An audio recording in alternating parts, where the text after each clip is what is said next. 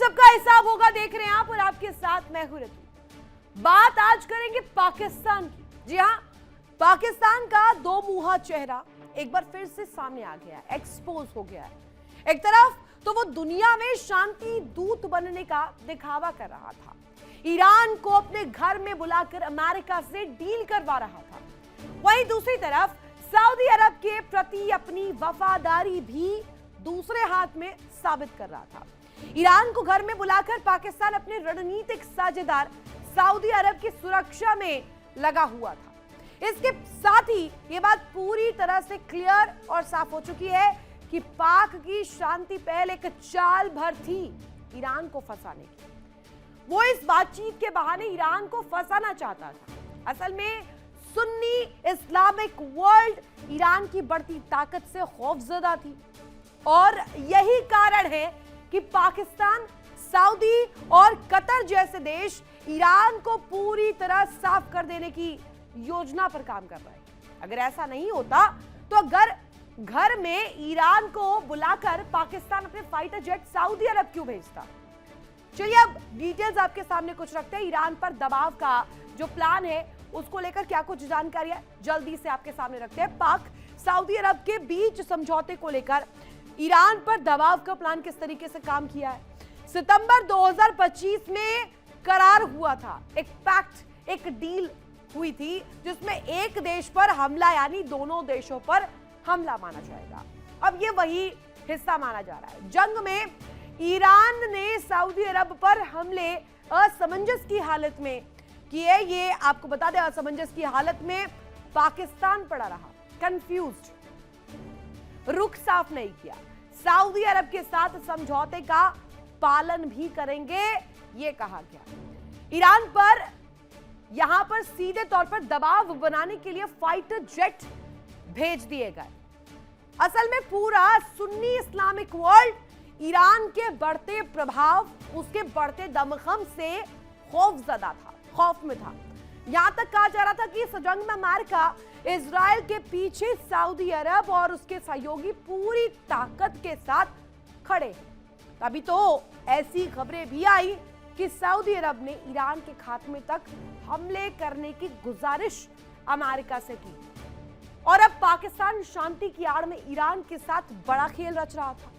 पाकिस्तान की यह कोशिश थी कि अमेरिकी शर्तों पर ईरान समझौते को करने के लिए राजी हो जाए, लेकिन पाकिस्तान की हरकत और शांति वार्ता फेल होने के बाद शिया सुन्नी की लड़ाई और तेज होगी, क्योंकि पाकिस्तान की साजिशें, इनकी पोल खुलने के बाद शियाओं में नाराजगी बढ़ सकती है।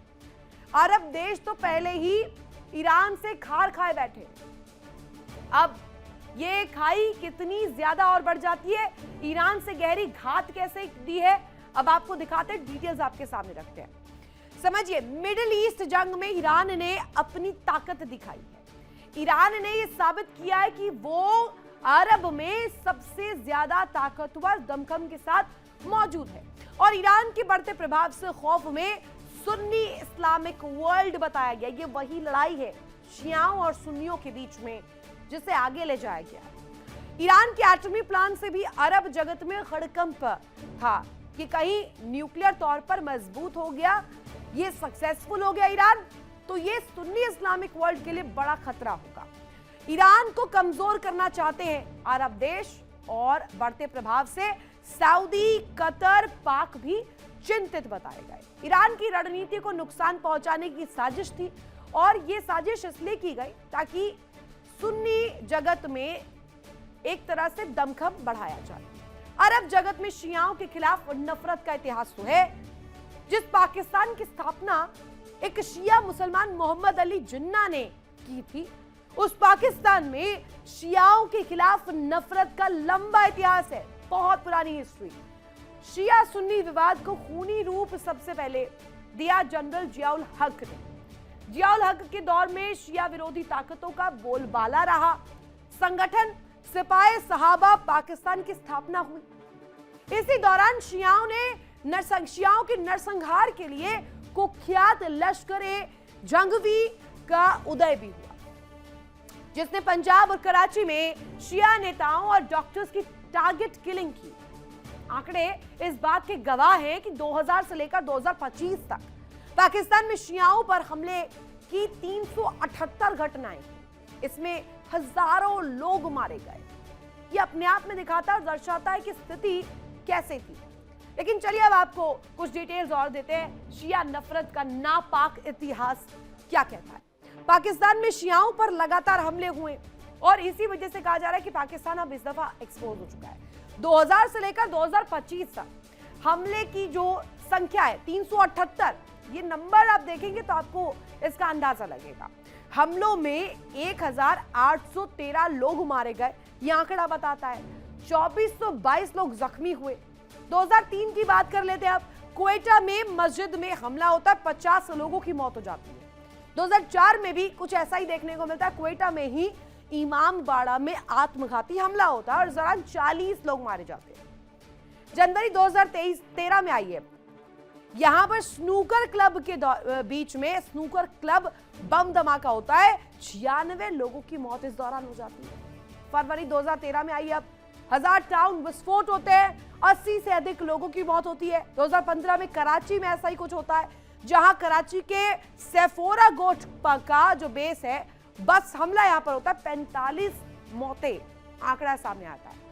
ये यही नहीं रुका है, 2017 में आई अब, पारा चिनार बाजार में धमाका होता है, 70 से अधिक लोगों की मौत हो जाती है। 2022 में पेशावर, आपको याद ही होगा पेशावर शिया मस्जिद हमला किस तरीके से होता है, 62 से अधिक लोगों की मौत की खबर होती है।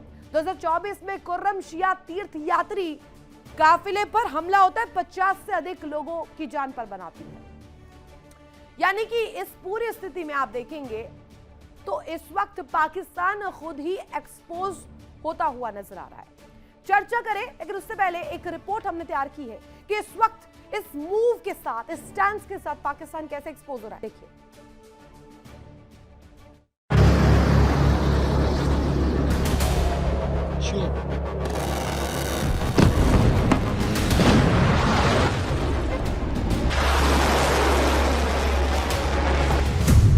फट गया शांति का ढोल, खुल गई साजिश की पोल।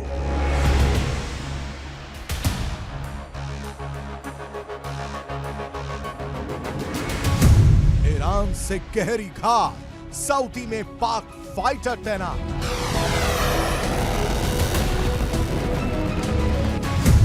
शिया सुन्नी की लड़ाई, बैठक के पहारे पाक ने लगाए।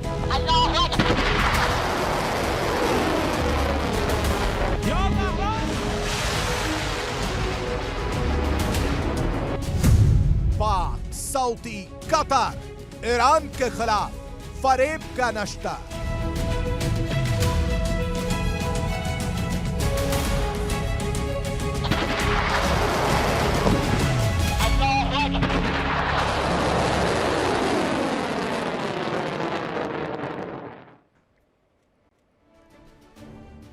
तो देखा आपने किस तरीके से यहां पर इस वक्त स्थिति बनी हुई है। पूरी जियोपॉलिटिकल वर्ल्ड में लगातार इस मूव को ट्रेस किया जा रहा है। अब पाक, सऊदी, कतर जो चाह रहे थे, क्या वो अब अमल में आ भी पाएगा? और क्या इससे अब अलर्ट हो चुके हैं शिया बाहुल इलाके? आज का सवाल सबसे पहले आपके सामने रख देती हूं, जिस पर आज चर्चा हम करने वाले हैं। क्या बैठक के बहाने पाकिस्तान ने शिया सुन्नी की खाई को और ज्यादा गहरा कर दिया है? क्या ये खाई पाकिस्तान की वजह से और ज्यादा गहरी हो रही है? क्योंकि एक तरफ तो पाकिस्तान ने मेज सजाई थी बातचीत की, दूसरी तरफ जिस तरीके से सैनिक भेजे गए, वो सऊदी अरब की तस्वीर जो दिखाई गई, उसका मतलब क्या है? करते इसी पर बड़ी चर्चा। हमारे साथ खास मेहमान कनेक्ट है, उनका तारुफ सबसे पहले आपको करवा दूं। विंग कमांडर आलोक सहाय सर, रिटायर्ड रक्षा विशेषज्ञ हमारे साथ कनेक्ट है। मौलाना नाजिम अशरफी, मुस्लिम स्कॉलर हमारे साथ कनेक्ट है। आगा अब्बास रिजवी, प्रदेश महासचिव AISPLB के हमारे साथ कनेक्ट है। हुदा जरीवाला, पत्रकार, सऊदी अरब से हमारे साथ कनेक्ट है।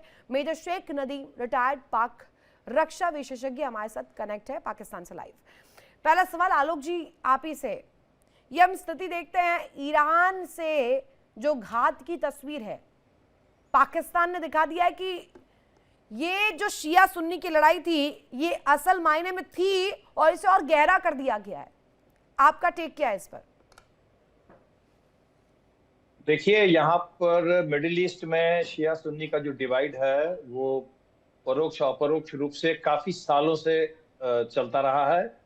ये चाहे वो इराक में जो कॉन्फ्लिक्ट्स हुए वहां पर, या सीरियन आप सिविल वॉर को देखें, यमन को देखें, तो सऊदी अरबिया ये शुरू से चाहता रहा है कि जो सुन्नी लीडरशिप है वो वहां पर वो लगाए, वो उसमें आगे रहे, और सुन्नी जो धर्मावलंबी हैं उनका वो नेता बन के वहां पर उभरे। जबकि शियाओं की संख्या कम है और ईरान शिया जितने भी फैक्शंस हैं उनको सपोर्ट करता रहा है, और वो चाहता रहा है कि जितने भी सिविल कॉन्फ्लिक्ट्स हो रहे हैं या सिविल वार हो रहा है उसमें वो शिया गुट को समर्थन करे, और उसको वो समर्थन काफी तरीके से देता है, न सिर्फ आर्थिक रूप से